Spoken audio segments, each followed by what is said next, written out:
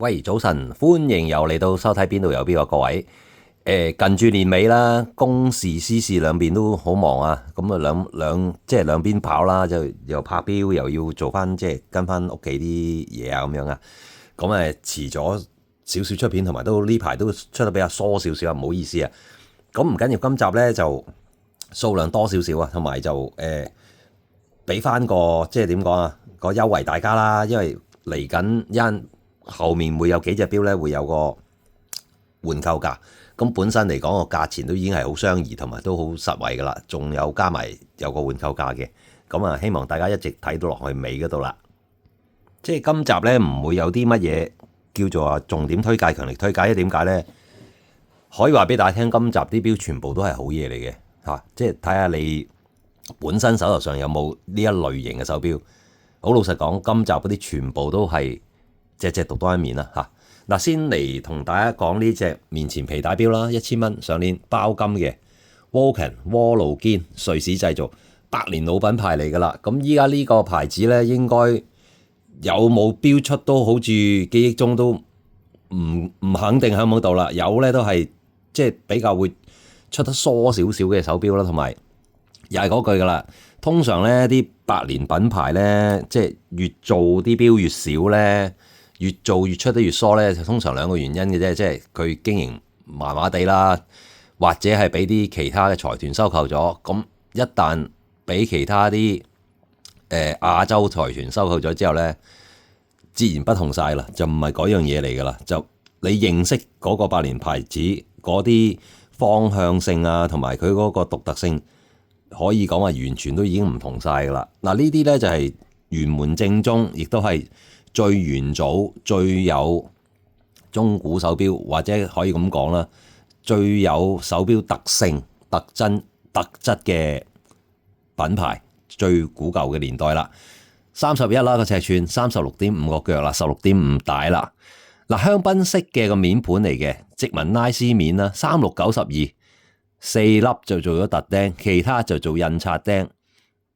睇落好似好簡約、好平淡、好平凡，但係睇啲字釘已經一樣嘢，就話俾你聽，佢想做一隻好簡約、好平凡嘅錶，但係都係要做一啲裝飾喺上面俾大家，令到隻錶係覺得係有一個味道喺度，亦都有個特質特性喺度啦。嗱，呢啲就係一啲叫做100年古舊品牌嘅堅持，或者佢個態度啦。嗱，近鏡睇一睇呢隻錶啊！嗱，個底好簡單，寫 Swiss 嘅啫，就咁樣拉沙底，一個不鏽鋼底，半殼包金啦。嗱，呢個咧應該都係原裝霸頭嚟嘅。大家見到咧隱隱約約見到個 logo 嘅，咁但係冇辦法啦。包金呢啲的咧，成日都同大家講啦，原裝嘅90%，一係就畫咗牙，一係如果仲留喺度嘅話，多數都會甩色。點解啊？你自圓其說，點解會甩色？冇嘢嘅，因為你隻手上鏈或者調校時間係接觸成隻錶。坦白講，你除非你真係得閒摸下去當佢狗仔咁樣嘅啫，成隻手錶個面盤啊或者殼咁樣接觸得最多，一定係個把的。所以好多時把的係會，尤其金色嘅嗰啲就會最多時會甩色褪色，就係咁嘅狀況出現咗啦。嗱，咁我哋再睇埋呢個錶個面盤啦，同大家講咗啦嚇，3692就4個條釘嚟嘅，特嘅條釘啦，其餘嗰啲就做印刷面嘅殖民拉沙面啦嚇。咁呢隻錶其實60年代、70年代產物，但係你話面盤咩？其實講真，你要睇翻呢個年代，即係咁大嘅年紀，已經係 keep 得相當唔錯。亦都可以話俾大家聽，呢啲牌子咧喺市面上面其實都係越嚟越少嘅。呢啲又係即係曾經係一啲即係叱咤一時嘅品牌啦。窩路堅標齡耐少少標友一定聽過窩路堅呢個牌子嘅嚇，唔會話喂咩嚟嘅野雞嚟嘅咩？咁冇聽過嘅，冇聽過，即係只不過係你個標齡唔夠耐咯，或者你玩嗰個標嘅牌子唔夠舊嚇，所以嚟講你話覺得喂真係冇聽過。瑞士過百年嘅品牌嚟㗎啦，呢啲一定係一啲叫做中流砥柱品牌。OK， 嗱咁包金錶，因為今時今日大家都知道㗎啦， K 金錶嗰個金，即係國際嘅金價係幾咁高啦，水漲船高啦。依家其實有一啲錶友就轉向另一條跑，即係另一個跑道啦，就係向包金錶嗰邊埋手。咁冇嘢嘅，咁你即係借揸價錢，燒我味道。其實帶出嚟講真啦，你係咪真係因為即係一隻 K 金錶戴上手，你自己問自己準成啲？你話可能係因為心理上有少少虛榮啦。第一，第二亦都係可能會比較靚啲嘅，即係閃爍啲。咁但係呢隻包金錶亦都唔差嘅，佢話俾大家聽，亦都係即係閃閃生輝啦。亦都包金始終裏邊都係帶有黃金成分嘅，只不過你比 K 金嗰個密度係低咁解嘅啫。講緊嚇，咁你同依家今時今日講緊嘅鍍金自然不同嘅嘢嚟嘅。鍍金有啲錶友話見到鍍金嗰個金色係死嘅嚇，包金睇到個顏色係有生命嘅，即係佢講到咁遠喎嚇。咁我又唔知點樣形容俾你聽，我叫有生命。總之邊個眼中包金錶望落去自然啲嘅金色嚇。咁你話嚟緊日子會即係呢啲錶都會越嚟越少，因為點解呢？亦都某些人呢會將呢啲錶去諗辦法將入邊嘅金嘅部分咧，K 金嘅部分呢，即係用一個化學方式提取咗出嚟，即係令到佢個價值最大化。所以呢，包金亦都越嚟越稀少啦。依家嚇，尤其靚殼嘅、靚樣嘅更少。嗱，上手俾你睇睇，你接唔接受到呢一隻錶嗰個咁簡約嘅模式擺位啦？即係有啲錶友就覺得係簡單就是美，好簡單啊，兩針啊、三針啊，唔好咁多花巧啊，咁啊，啲字條嘅 dial 啊，咁樣各樣就係 OK 啦。咁但係有啲錶友就中意即係個面啊，話雕龍雕鳳啊，好多花巧嘢，或者好多裝飾品上面嘅嘢，即係特色少少嘅咁樣，咁各有所愛啦。咁簡單有簡單嘅玩法，面盤複雜多點綴，亦都係有一個另一個玩法。冇話邊個啱邊個錯，最緊要一樣嘢，你第一儲錶會唔會儲牌子呢？咁其實有陣時聽到啲錶友講，我係會想儲一啲機芯嘅。咁其實嚟嚟去瑞士嗰啲機芯都係嗰幾隻嘅啫，除非你話你買到一啲比較叫做話認受性高少少，喺即係國際牌位好高嘅品牌嗰啲，即係話R 牌啊、T 牌啊、嚇 O 牌啊咁樣，即係嗰類啦嚇，即係仲有好多啦，當然嚇，即係自家機芯嗰啲咁樣。咁其實呢啲你係作為一入門版手錶，坦白講日用係唔錯嘅手錶嚇。OK， 中意留言帶走它。咁我哋去講下一隻啦。嗱，今集咧同大家講咗啦，就唔分類啦，手錶由價錢累進上去啦。最後一陣會有彩蛋時間，即係一個優惠嘅換購價。咁我會同大家講翻噶啦嗰陣時。OK， 嗱，呢一隻1400蚊，上年買咗有成隻原裝，咩家貨呢？一隻好舊裝嘅 Edox 嘅 Hydro Super 系列嘅手錶啦，中文譯名 E 度錶啦嚇，33嘅呢個殼，41.3腳啦，17.5帶，條帶就略短噶啦，16.5噶啦，可能大部分錶友戴上手都覺得可能短少少，送埋一條皮帶俾你，就真係冇後備帶啦。好老實講，即係你攣死我都係咁講啊！真係冇，有我唔會唔俾你攞嚟做咩啫？係咪先？又唔可以當飯食嘅。成個殼就好特別、好特色嘅，亦都條帶都好特色嘅，劍形指針啦，冇日曆盤嘅設計，冇撩開咗個窿，有好多錶友都好中意呢一類嘅設計嘅。咁你就要即係衡量翻啦，呢條帶始終都係略為短少少。咁你話堅持，我一定係要用到呢條帶，呢條鋼帶先可以要呢隻錶嘅。咁啊，可能真係你要三思啦，可能真係要用皮帶先會符合大部分錶友個手腕要求啦。近鏡睇下呢隻錶，如果我哋唔一定用到條鋼帶，咁其他各方面佢足唔足以令你覺得要同佢妥協呢？嗱，先睇底部非常非常特色嘅，可以話俾你聽，幾難再揾到一個呢啲希伯來文寫法嘅伊度時嘅 local 手錶啦，冇啊，未見過啊，即係除咗呢隻之外嚇，罕有一樣嘢，連把頭都係原裝嘅伊度時嘅。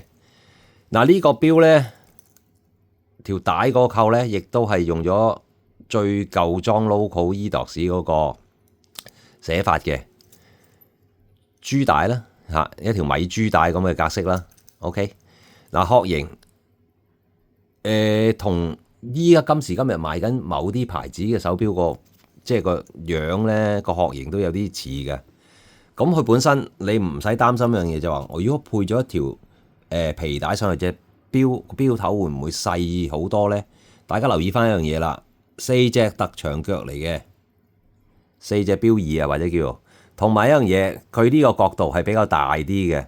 即係咩意思咧？即係唔係咁樣收尖落嚟嘅？收尖落嚟嘅話，咁有個咩問題出現啊？收尖嘅時候，兩邊尖咗，咁你條帶或自不然會即係會細咗咯。細咗嘅話，咁會點樣？眼感咪又會細咗咯，就咁簡單。OK， 嗱，呢隻錶邊個勉強戴到喎？但係就唔知有幾多錶友就可以戴得到啦。嗱，我上手俾你睇下。戴上手會唔會話16.5？哇！你逼到不得了咧，你又睇睇啦。嗱，呢個天時咧，即係唔係講呢兩日特別凍啦嚇，即係呢啲唔係話大熱天時成30度嗰啲，一般嚟講20度左右嘅溫度咧，戴呢啲手錶咧都仲係唔會話夾手嘅。OK，咁當然啦，你同我講話大熱天時成30幾度滴緊汗，放緊暑假嗰時，一定係會緊啲噶啦，因為手腕係會脹咗噶嘛。OK， 呢隻錶如果撇除條帶，你會唔會為佢妥協咧？即係如果你話俾我，即係咁當然啦。你話你即係可能有啲錶又覺得，喂，你講嘢唔中肯啦，因為你係講緊賣緊嗰個人嚟噶嘛。咁你撇除咗條帶，咁我落條皮帶落去，將唔將就得過咧？我就認為俾你聽，話俾你聽一樣嘢。淨係一點就已經將就得過啦。買呢個咁舊裝嘅伊度時 logo， 你揾下，好難會見到嘅呢啲 logo。OK， 中意留言帶走它啦，即係唔會見到好多嘅市場上面呢啲咁舊裝伊度時。OK， 嗱，又嚟一隻平衡感滿滿嘅即係手錶啦。點樣平衡感滿滿呢？好簡單一樣嘢，冇挖咗個窿喺3點鐘位。咁但係我覺得如果挖咗喺6點鐘或者12點鐘又 OK 嘅嚇。喺3點鐘嗰度特別可能突日少少啦，有啲錶友就可能即係心理上覺得爭啲唔夠平衡。咁呢個平衡啦，1600蚊自動抹咗有 Mado Multifold。講到呢度知㗎啦，係咪元祖級嘅味道嚟嘅呢隻潦草字嘅味道啦，瑞士製造嘅一代經典中嘅經典啊，33.5啦。會係你聽啲尺寸比起今日嘅呢啲係細啲，但係佢呢個錶圈出面個 bezel 圈做得比較細，所以戴上手眼感亦都唔算太細啦。但係呢隻錶係短腳嘅，40.4啦嚇，16mm 帶，成隻錶唱片紋嚟嘅嚇，放射面啦，鑽石型嘅字釘啦，劍形針，好簡單好簡約。最難能可貴其實一樣嘢就話唱片紋嘅面。咁你話好多舊裝都唱片紋啦，咁但係你有冇留意唱片紋一樣嘢咧？唱片紋多數都係污糟邋遢嘅，就比較少啲會叫做乾淨或者叫做企理，冇嘢嘅，因為佢嗰個即係與生俱來嘅一個缺點啊。唱片紋都話明係紋嚟噶啦，入邊係好容易會藏咗啲污糟嘢落去嘅。唔係咁易，即係你話我洗下個面咪得咯，咪清下個面，藏咗去就係走唔翻出嚟噶啦。所以本身 keep 得好唔好，影響到佢嗰個品相啦。呢啲叫咁，當然你話黃咗就一定會黃咗噶啦。呢啲錶幾十年嘅錶，呢啲你見到呢啲 logo 都好耐冇出過呢啲 logo 啦。味道即係除咗當然依家有一隻半隻佢復刻嗰啲先會出，元祖正宗嘅就係呢一個 logo 啦。嗱，專用嘅12邊形底蓋啦，呢一個 multi 防啦，打晒嗰啲資訊喺度嘅，罕有原裝霸頭嘅呢個 OK。嗱，睇埋個面唱片紋，咁乾唔乾淨企唔企理呢？如果你話計翻呢個年紀嚟計，就非常靚仔噶啦，呢啲叫做。同埋就係相傳一樣嘢，白金烏蠅字釘呢啲就相信係啦。你睇啲字釘咁企理，即係咁閃爍啊！如果你係不鏽鋼嘅，應該就做唔到呢個效果啦。咁多年喎，始終都呢啲70年代嘅嘢係咪？講緊幾十年嘅咧產物，咁你乜嘢都係會隨住時代變化，即係嗰個新舊程度一定會變咗噶啦。咁你睇呢啲原材料就可以反映到一樣嘢俾你聽，究竟係咪一隻好嘢呢？就係我哋睇呢啲細微細緻嘅地方咯。咁當然啦，你話我少少黃我都接受唔到嘅，咁就同你玩中古錶就可能有少少困難啊，即係有少少叫背道而馳啦。中古錶就係有少少呢啲咁樣黃黃舊舊咁嘅味道喺度啦。嚇，唱片面依家都好多唔出噶啦，因為其實可能即係啲錶廠醒覺咗一樣嘢，唱片面咪即係揾自己笨咯，係咪？揾自己即係你咁容易將嗰啲面入邊污糟咗，你唔係一隻錶出咗嘅時候，今日出下個月賣到，或者擺一段時間賣到，你會有啲係變咗會倉底，或者會隔咗一段時間先賣得出噶嘛？你雖然話新錶係咪？但係你雖然話未用過未成，咁有空氣咁呢個世界一樣嘢係咪？空氣入邊有水分有雜質，一樣會氧化噶嘛？擺下變黃變黑就係咁解咯嚇，唔係因為有人多手拆開咗個錶去走去搞咗個面，係最多手咪空氣咯，空氣入邊有雜質噶嘛，係咪？有水分嚇，有水蒸氣嚇，就令到佢個錶個面就會產生咗個化學變化喺度啦。OK， 嗱，上手俾你睇，你覺得呢啲元祖級究竟戴上手有冇味道呢？又係簡簡約約，但係又可以話俾大家聽，呢啲又係值得收藏嘅一啲老錶啦，一啲中古錶啦嚇。因為始終佢係有當年有個特性喺度，同埋有個當年係即係呢啲叫做大賣嘅款、大賣嘅品牌。咁當年你錯過咗，咁依家你話有一隻中古錶，你能夠攞翻當年嘅回憶咁樣，其實未嘗不可，亦都唔錯咯，叫做可以話俾大家聽嚇。因為即係呢啲錶唔會係你話，我賣咗一隻又多一隻噶嘛，係咪？賣一隻或者壞一隻就少一隻噶啦，呢啲。佢又唔會再翻出嘅，翻出我就算俾你翻出都唔係嗰樣嘢嚟噶啦，已經唔係當年嗰一隻錶嚟噶啦。OK， 中意留言帶走它。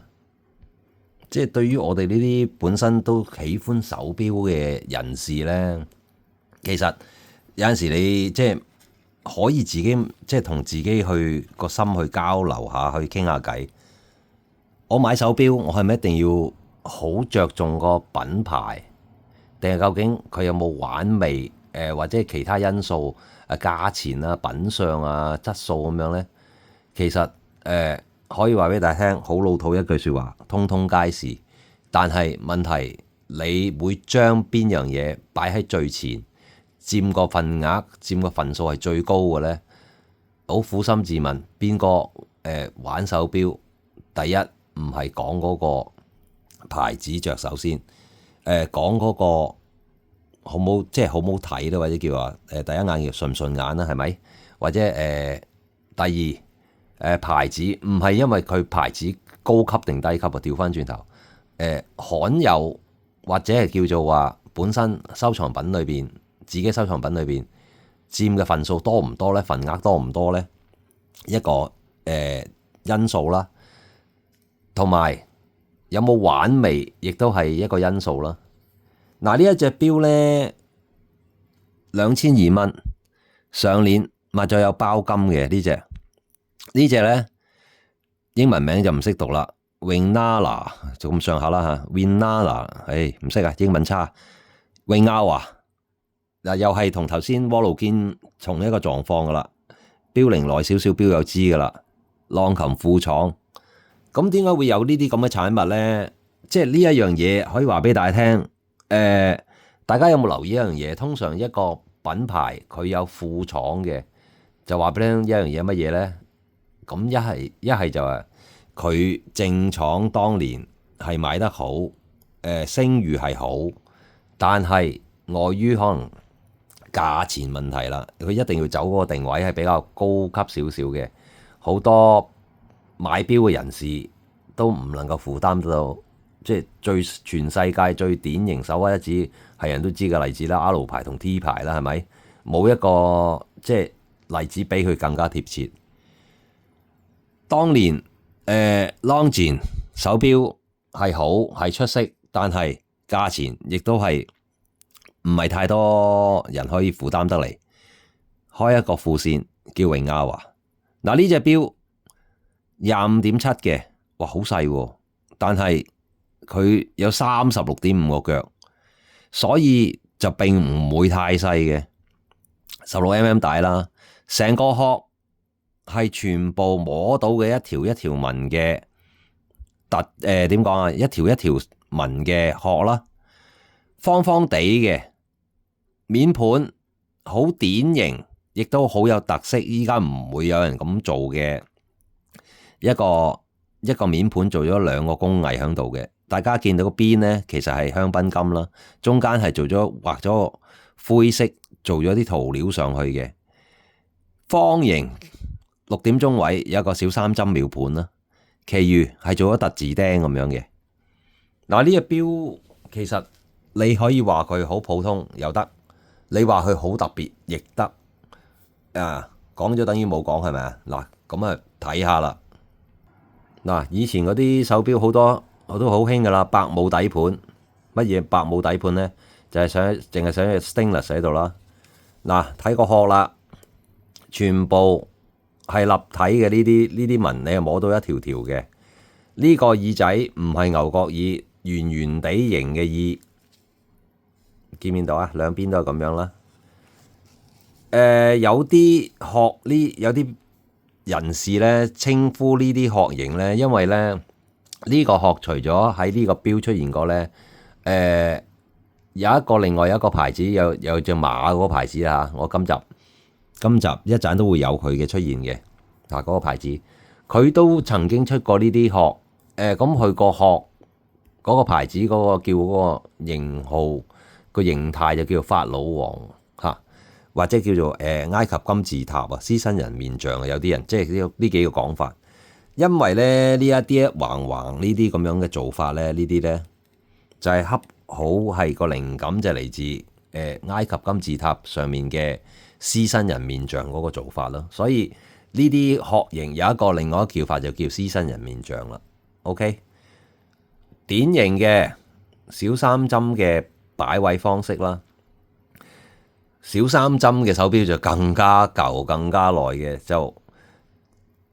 即係如果要靚品相咧，就難上加難，非常登天咁難。60年代噶啦，呢啲就100%噶啦。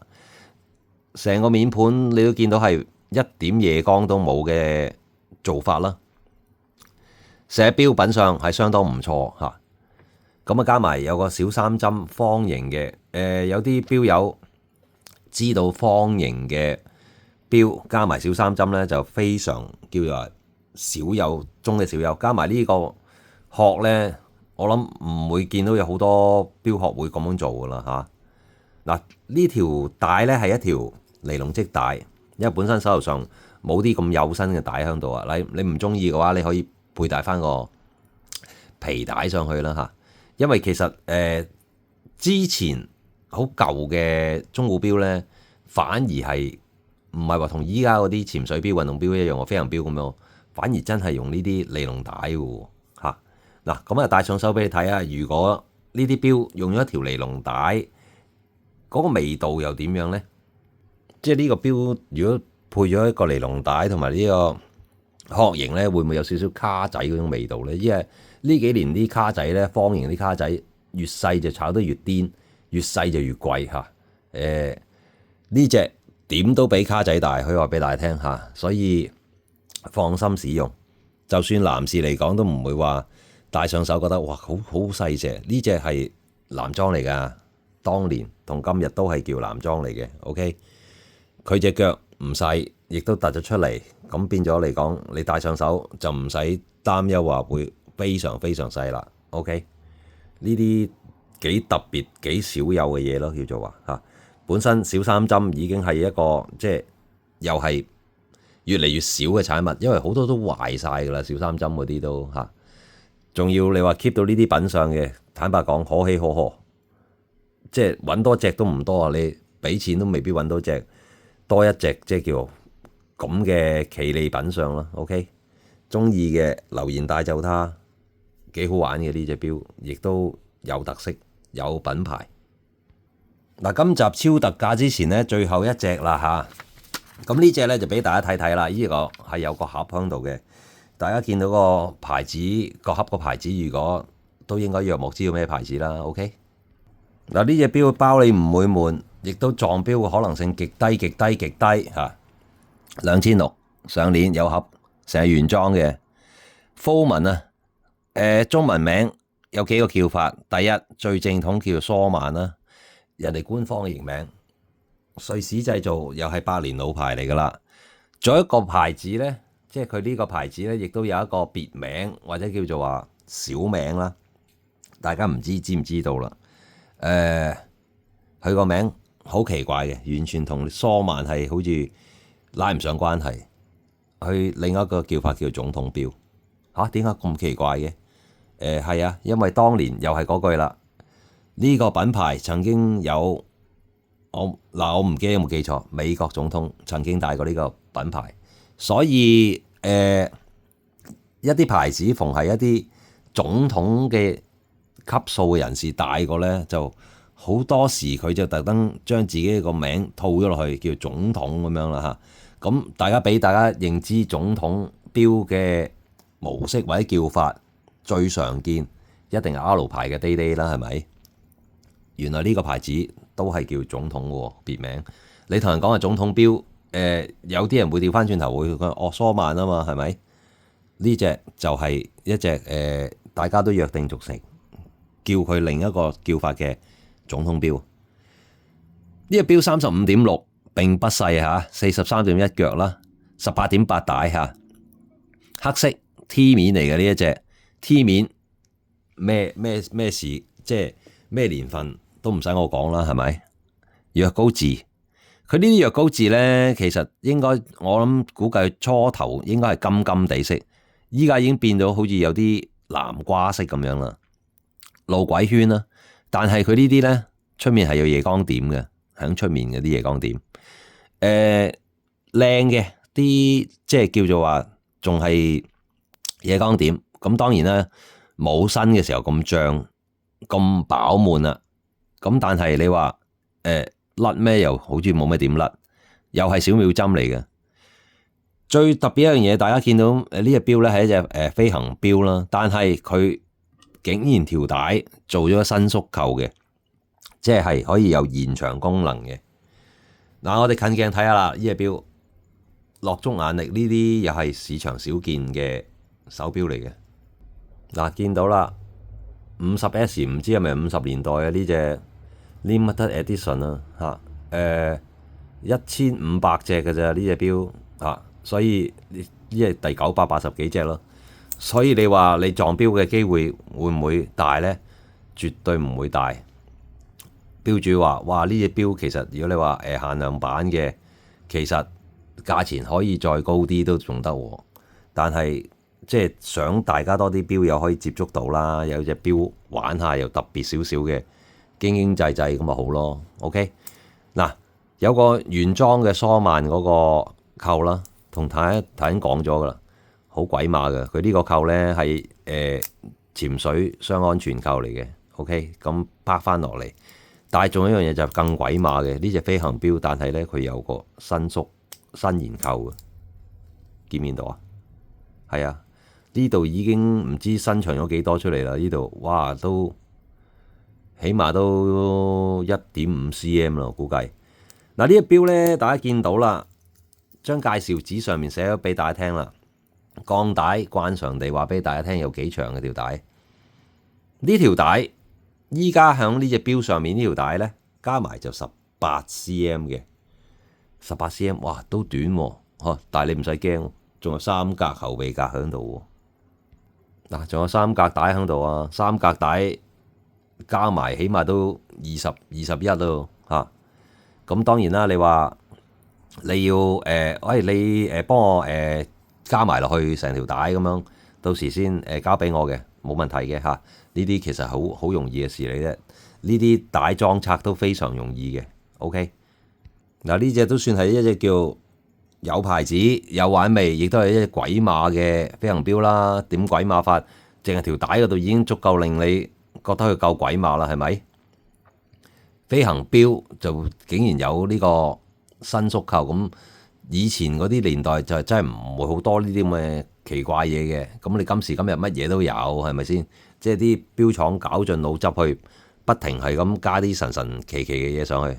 嗱粒的啊，唔記得俾大家睇啦，原裝嘅桑曼的嚟嘅呢個 OK， 成隻錶品相非常靚仔嘅叫做，所以錶主都係用得比較鏡石啊，所以先可以保存到咁嘅狀態啦。嗱，講完咁多就上手俾你睇下呢隻錶究竟效果又點呢？大大隻，靚靚，大大隻，大大隻啊！係咪？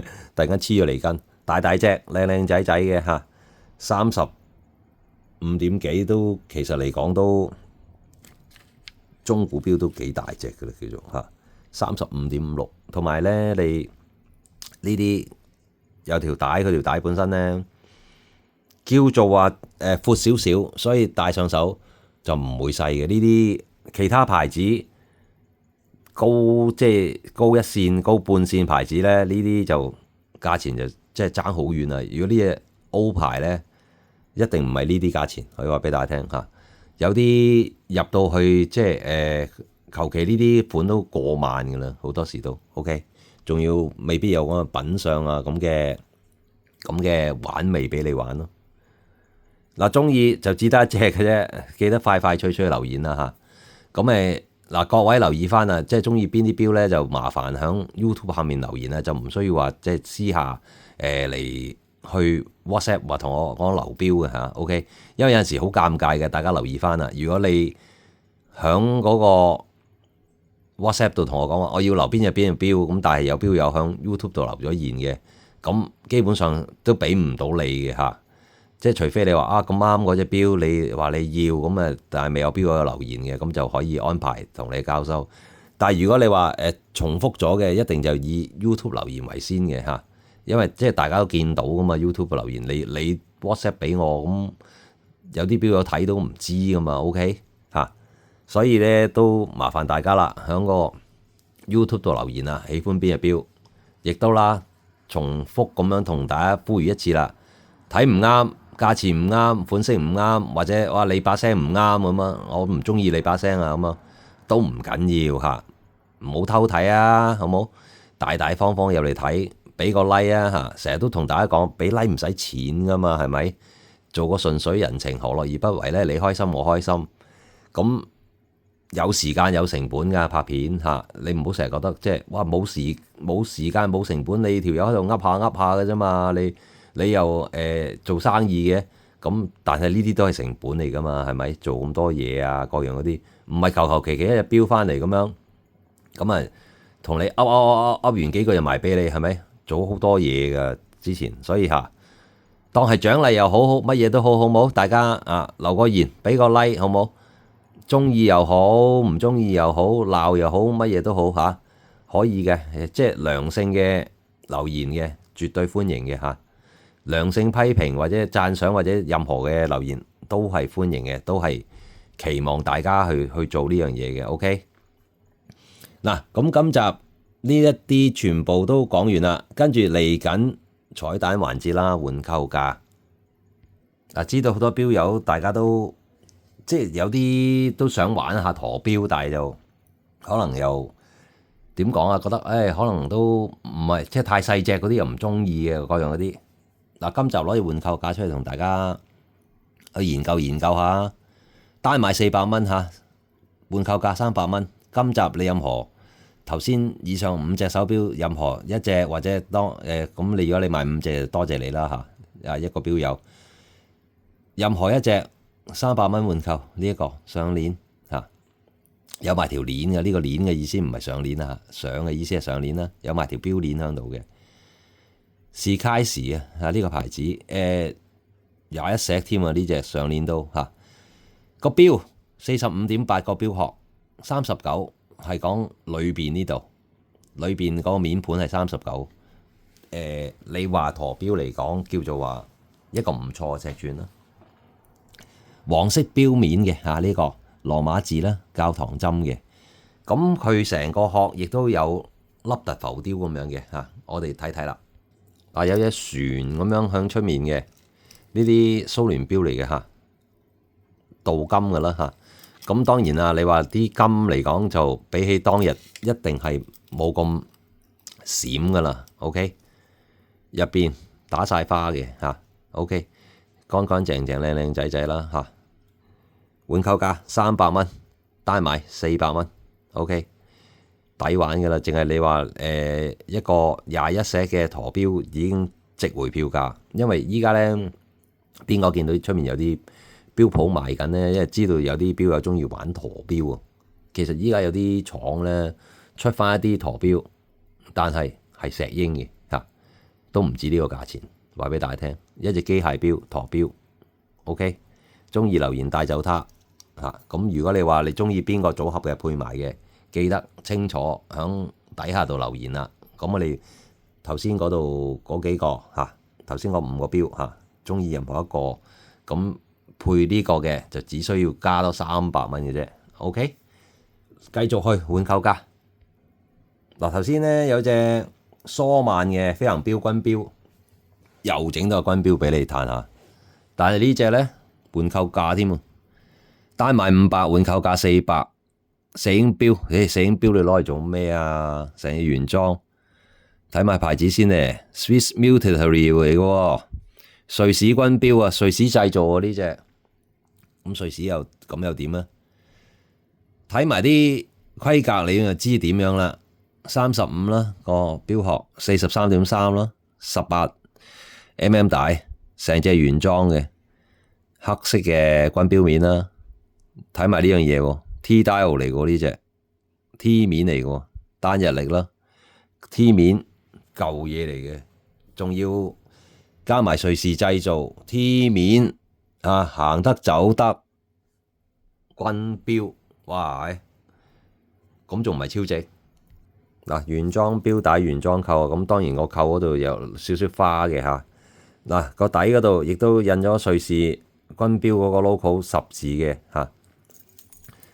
成個錶頭錶帶所有嘢原裝嘅，電換咗冇耐嘅啫。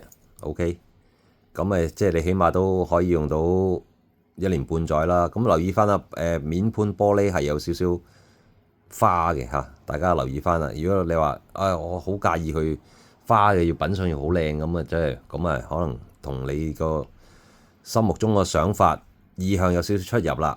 咁但係你唔好理啦，呢隻話晒都酥酥羊肉，瑞士製造。瑞士軍錶 T 面啊 ，OK， 單買500，換購價400，啱就留言啦，配搭埋邊隻留言清楚講低啦。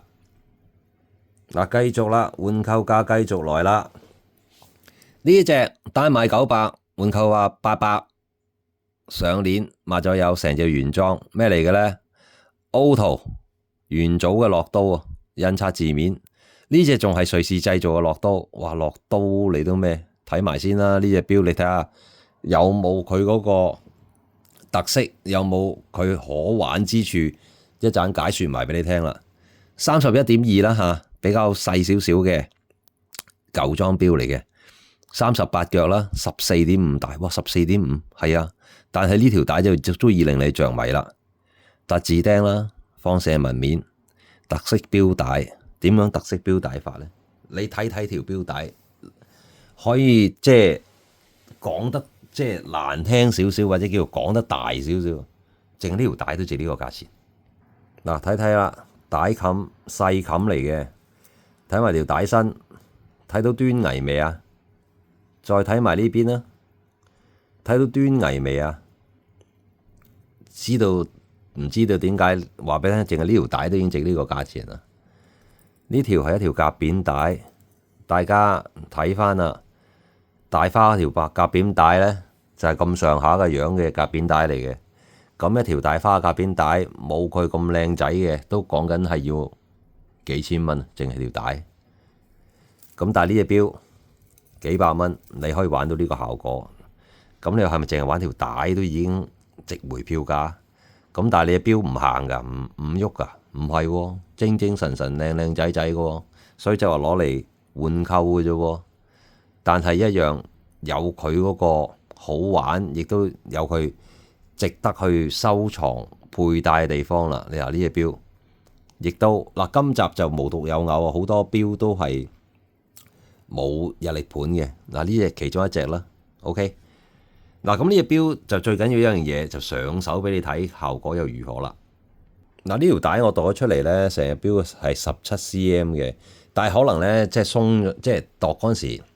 可能睇鬆，即係鬆咗少少，應該可能17.5樓下嘅，因為都本身咧都戴上手都唔係話緊嗰種嚟嘅。OK， 頭先16.5嗰隻咧，同依家17咧，即係爭嗰個5個 cm 啫嘛。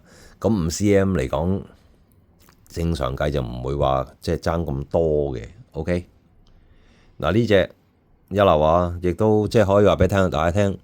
即係好多時就係話有啲錶其實錶頭未必係主角嘅，可能周圍嘅即係個面盤未必係主角，個殼啊、個帶啊嗰啲啊，好多時即係我哋買錶玩錶個即係個點講個即係主要點或者主力點啦，叫做話主要就放咗喺個面盤度。咁但係有陣時有啲錶你估唔到嘅，即係嗰個主要嗰個 focus 啊，即係個焦點應該係啦，焦點啊，反而喺帶或者係其他殼上面嘅嘢嚟嘅。呢隻錶就正正就咁啦，所以呢隻錶其實都特別特色嘅。即係雖然話好多時呢個牌子大家對佢嗰個熱愛程度唔會太過熱熾熱烈，但係其實不乏有好嘢嘅。呢個牌子可以話俾大家聽下，有好多好好玩嘅嘢都喺呢個牌子會出現過。咁但係可能啦，大家對佢有個叫誤解或者叫做話唔係太過點講熱衷啦，所以即係好多時睇唔到，即係好多時就話聽到個牌子就已經係抹殺咗呢啲可能性，或者抹殺咗個玩味。其實絕對你話簡簡約約咁。加埋有條咁好玩嘅帶，已經值㗎啦！可以話俾大家聽。OK， 嗱，鍾意留言帶走他。咁啊，仲有一隻換購價，哇！今集好多換購價。嗱，最後一隻，亦都係最後一隻換購價，單買2000，換購1800啊！自動包金。仲有呢隻就真係罕有啦，有扣嘅。我諗唔係有幾多錶有見過呢個扣嘅。蛙道嘅綠海馬啦。瑞士雷達錶啦嚇，30石嘅呢隻錶頭35啦，43.4腳啦，18mm 帶嚇，金色放射面啦，烏蠅字釘，呢塊膠都係原裝嘅。日曆盤嗰個放大鏡咧喺裏邊嘅，半殼包金咯，近鏡睇下嗱，原廠嗰個雷達嗰個錶底蓋啦。嗱，留意翻啊，隻馬咧就已經係甩咗色噶啦，嗰個綠馬嗰度。OK， 嗱，呢隻錶係一個自動錶嚟嘅，咁樣12點鐘位又有個鬧喺度啦。咁大家留意翻啊，呢個係喐定唔喐嘅鬧咧，都要展示一次俾大家睇嘅。依家鬧指住個 A 字嘅方向，即係向住6點鐘方向。嗱，咁我又喐一喐佢俾大家睇啦。嗱，見唔見到？已經指住去。約摸係9點鐘嘅位置啦，個鬧個箭嘴個頭睇唔到啊嘛，再嚟多一次啦，再指一指就已經去咗2點鐘個方向啦。OK， 但係隻馬嗰度咧，6點鐘對上嗰度咧，綠色就甩咗噶啦，大家留意翻啊，可能亦都有啲錶友對即係呢個海馬上面嗰個顏色嗰度咧，又亦都有啲叫做話點講啊，好在意嘅呢樣嘢。咁啊唔緊要啦，都要講清楚俾大家聽嘅嚇。嗱，同大家講啦，呢個扣先難得啊！呢個扣可以話俾你聽，大口氣啲講，你俾300蚊都買唔到呢個扣，可以話俾你聽嚇。市場上面真係好少嘅呢啲雷達扣，可以話俾大家聽，真嘅。佢竟然呢個係有呢個雷達扣，仲要話哇，你呢啲係咪呢啲甩晒色啊、甩晒皮嗰啲靚靚仔仔㗎呢個扣 ？OK， 淨係呢個扣都已經叫做罕有啦。加埋30石雷達自動，大家都知㗎啦，即係25石。依家你都係買緊啲25石嘅錶啫嘛，係咪 ETA 嗰啲係咪？你買嗰啲 SW 嗰啲可能26石，咁當然啦，你買國產錶就勁啲添。國產錶就更多石嘅嚇，30幾石嘅，但係呢瑞士機芯瑞士牌子嚟㗎嘛，咁梗係唔係用國產嘢啦。OK， 嗱，上手俾你睇呢個錶，包金錶，成隻金又點樣咧？嗱，戴到金色就真係唔錯嘅呢啲嚇。OK， 即係佢面盤唔係話完美嘅，但係佢呢啲咧，因為點講啊？佢唔係話有啲雜質或者點樣喺個面嗰度啦，叫做話其實都叫企理嘅個面盤嗰度。OK， 字嗰啲你睇清楚啦，全部係冇甩齊晒喺度嘅，所以嚟講係即係我哋即係點樣叫做話一個中古錶嗰個錶面盤叫做上品或者叫完美啦。咁當然完美嘅就係唔使問㗎啦，一望落去好靚咁樣成嘅。咁你上品嘅就係話，你個錶上面應該有嘅字啊，各樣嗰啲全部響晒度，冇甩畫冇缺字，嗰啲就已經係叫做上品咯。同埋個面盤嗰度唔會話好明顯見到啲黑點啊，或者啲啡點啊嗰啲啊。OK， 咁你話你好似啲金色有少少好似唔均勻咁樣喎，好似有啲金沙面咁樣喎。呢個係咁嘅，因為始終都係一啲幾十歲嘅中古錶。呢啲已經叫做話好靚，叫做好企理。你起碼見唔到發咗先啦。OK， 發咗意思話即係好明顯嘅一笪笪白色嗰啲咁樣。OK， 呢個只不過係可能佢個面盤個金色嗰度有少少唔勻循啦，開始叫做輕微甩，但係佢甩得係靚嗰種咯。嗱，今集4+5同大家講晒啦嚇，咁啊因為今集係過年前嘅一啲集數啦，叫做話過年前嘅1-2集咁樣啦嚇。咁啊今集所以係會有啲特價嘅叫做換購價俾大家啦。咁希望可以即係大家開開心心咁有一個錶咁樣去過年啊，去戴或者成咁樣嘅嚇。咁當然啦，亦都唔係話求其大家見到喂，你求其攞啲嘢出嚟咁樣敷衍我哋，咁應酬我哋。咁其實講真啦，即係雷達錶呢啲錶都攞出嚟同大家做換購價嘅。雷達錶本身呢啲中古已經佢有個價值喺度，根本就唔需要用到去做換購嘅嚇。咁亦都攞出換購俾大家嗰啲錶，亦都係希望大家能夠可以有一個比較即係心目中適合啲嘅價錢啦，或者叫做理想啲嘅價錢啦，去可以玩到多1-2隻錶咁樣啦。OK， 喂，多謝晒你哋睇咗我講咗成差唔多50分鐘，都唔知講緊咩嘅一個節目啦嚇。咁啊，希望大家啊手鬆達人啊做即係俾多啲 like 嚇，留多啲言。唔啱都係嗰句啦，成日好沉氣嘅我嚇。唔啱唔緊要嚇，大家多啲交流嚇，多啲留言啦。OK， 下集嗱過年前都會有片出嘅，大家放心嚇。下集再見，拜拜。